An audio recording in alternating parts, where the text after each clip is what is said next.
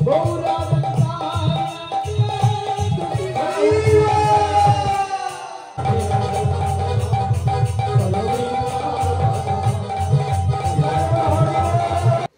৬টায় যখন কীর্তন শুরু হয় ঘরে আর মন বসে না, তাই আগের দিনের মতো আজকেও আমরা তিনজা মিলে চলে যাচ্ছি কীর্তন শুনতে।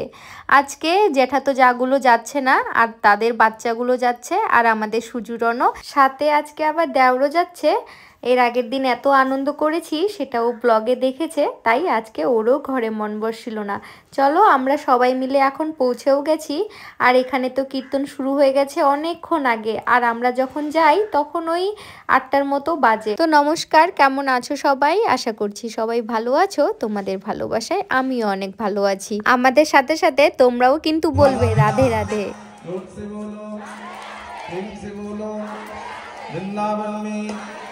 राधा कुंड में, श्याम कुंड में, गोवर्धन में एक सीधा बोलो राधे राधे राधे राधे, जोर से बोलो, प्रेम से बोलो, दूल्हे दूल्हे उलट हरी दे। राधे राधे फोन के ছাপিয়ে যেতে হবে। বৃন্দাবনে যাবেন কিনা বলুন, ভগবানের জন্ম উৎসব দেখবেন কিনা বলুন। भगवान के देखते गले राधा नाम जोर से गाइते हैं।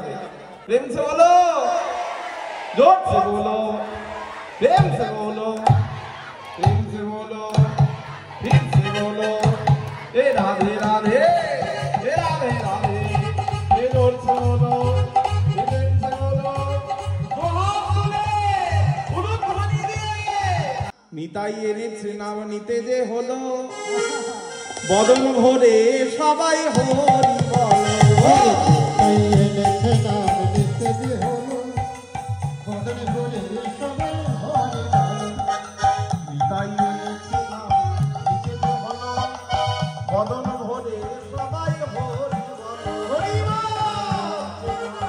কীর্তনের সাথে সাথে কিন্তু এখানে পাঠও হয়।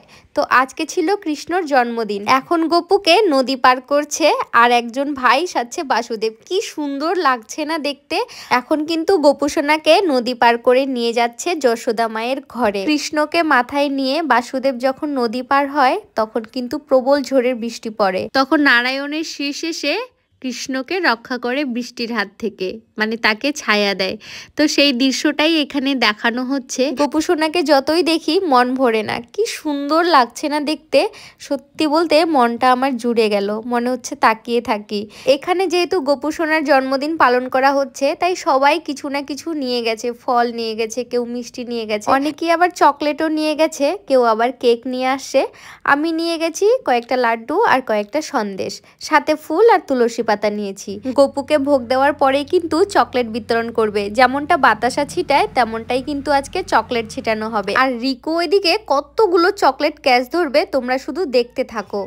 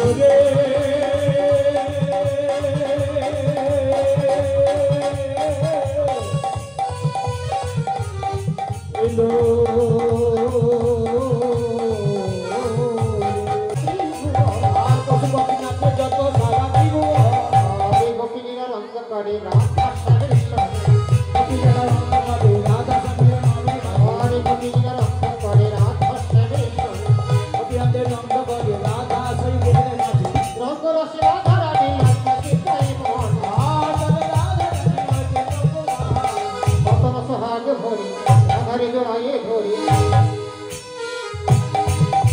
আর কত সোহাগ ভরি রাধারে জড়ায়ে ধরি হেলে দুলে নাচ দেখো না গো তাই তাই নাচে নাচে না নাচে নাচে মন্দির যাই তাই তাই নাচে